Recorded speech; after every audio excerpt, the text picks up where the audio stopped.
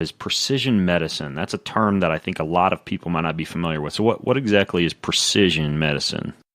Well, I think basically it's not treating the patient like a statistic. Just because a study says that, for example, omega-3 supplements may not show a mortality benefit for a population, or statins are more helpful than harmful, or vitamin D doesn't decrease MI risk, that doesn't mean that the opposite may be true for an individual. So if we were simply treating populations, that's the kind of data that we would want and we'd recommend, but we don't treat populations. We treat individuals. Just as an example that I had 2 patients the other day who had low vitamin D levels.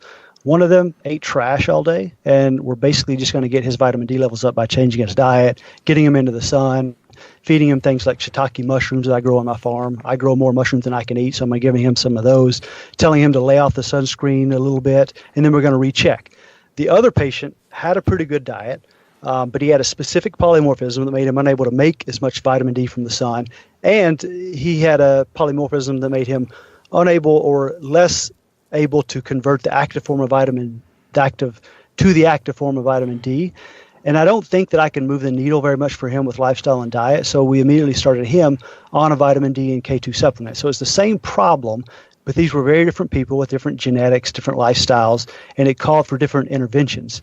And we needed to look at them from many different angles to get the precision treatment, their lifestyle, their labs, their genomics, and then a lot of times microbiome as well. Mm-hmm.